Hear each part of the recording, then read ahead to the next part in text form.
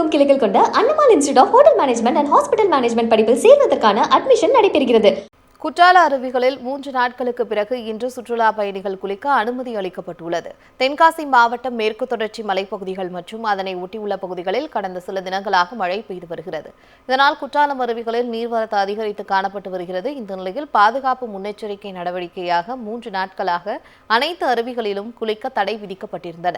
இந்த நிலையில் இன்று அருவிகளில் சற்று நீர்வரத்து குறைந்துள்ள நிலையில் முதல் கட்டமாக பழைய குற்றால அருவி, ஐந்தருவி, புலியருவி, சிற்றருவி ஆகிய அருவிகளில் சுற்றுலா பயணிகள் குளிக்க அனுமதி வழங்கப்பட்டுள்ளன.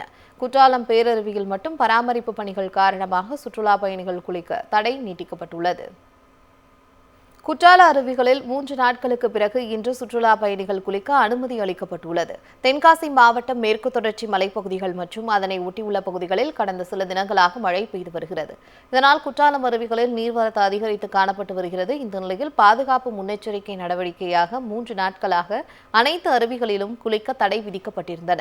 இந்த நிலையில் இன்று அருவிகளில் சற்று நீர்வரத்து குறைந்துள்ள நிலையில் முதல் கட்டமாக பழைய குற்றால அருவி, ஐந்தருவி, புலியருவி, சிற்றருவி ஆகிய அருவிகளில் சுற்றுலா பயணிகள் குளிக்க அனுமதி வழங்கப்பட்டுள்ளன.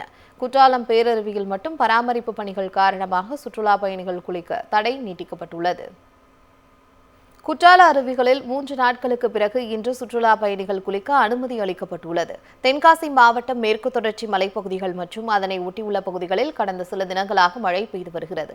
இதனால் குற்றாலம் அருவிகளில் நீர்வரத்து அதிகரித்து காணப்பட்டு வருகிறது. இந்த நிலையில் பாதுகாப்பு முன்னெச்சரிக்கை நடவடிக்கையாக 3 நாட்களாக அனைத்து அருவிகளிலும் குளிக்க தடை விதிக்கப்பட்டிருந்தன.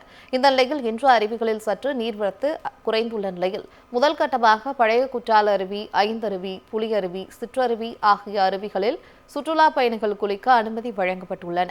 குற்றாலம் பேரருவியில் மட்டும் பராமரிப்பு பணிகள் காரணமாக சுற்றுலா பயணிகள் குளிக்க தடை நீட்டிக்கப்பட்டுள்ளது. தமிழகமெங்கும் கிளைகள் கொண்ட Annamal institute of hotel management and hospital management படிப்பில் சேர்வதற்கான அட்மிஷன் நடைபெறுகிறது.